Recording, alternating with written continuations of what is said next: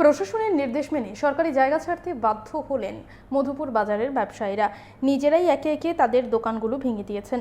কয়েকদিন আগেই বাজারে বুলডোজার নিয়ে অভিযান চালানোর জন্য হাজির হয়েছিলেন প্রশাসনের আধিকারিকরা। পরবর্তী সময় তাদের আবেদনে 1 সপ্তাহ সময় বেঁধে দেওয়া হয়েছিল। এখন অসহায় হয়ে পুজোর আগে বিকল্প ব্যবস্থা করার পাশাপাশি বাজারে কভার ড্রেন নির্মাণের দাবি জানিয়েছেন দোকান ভেঙে ফেলা ব্যবসায়ীরা। আমরা শুনবো ঠিক কি জানাচ্ছেন তারা। আমরা বাজার প্রায় 100% ভাঙা হয়ে গেছে। আমাদের বুধবার পর্যন্ত সময় দিয়েছিল, আগামীকাল বুধবার আমাদের ভাঙা কমপ্লিট।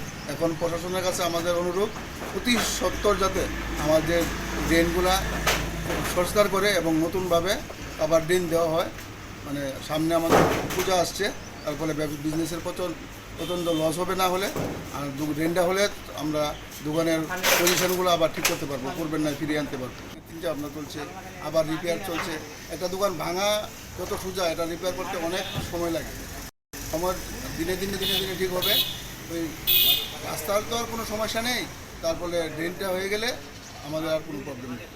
সরকারের কাছে এটি দেবে আমাদের ড্রেনটা যাতে অতি ড্রেনটা পরিষ্কার করা হয় এবং আবার ড্রেন যত দ্রুত দেয় তৈরিতে আমার মানে ব্যবসায়ীরা শান্তি পাবে। ডিসিএম স্যার ডোজা নিয়ে এসে বাজার ভাঙার একটা প্রস্তুতি নিয়েছিল। তখন আমরা বাজার ব্যবসায়ীরা মিলে স্যারকে বললাম যে স্যার হঠাৎ করে এসেছেন, আগে দুবার দিয়েছে, কিন্তু হঠাৎ করে আজকে কী করে আমরা বাজার ভাঙবো স্যার। তখন আমরা সবাই ব্যবসায়ীরা মিলে স্যারকে বলেছি যে স্যার আমরা 1 সপ্তাহের মধ্যে নিজেরা ভেঙে দেব। তার মধ্যে আমরা এই প্রায় 95% আমরা নিজেরাই ভেঙে ফেলেছি। এখন আগামী যেই ড্রেন করার কথা বা যে উন্নয়নমূলক কাজ করার কথা আপনারা এখন করতে পারেন। আগামী দিনে পূজা আসছে, দুর্গাপূজার আগে যাতে আমাদের কাজ কমপ্লিট হয়ে যায়। সরকারি কাজে আমরা বাধা দিতে চাই না, আমরা চাই।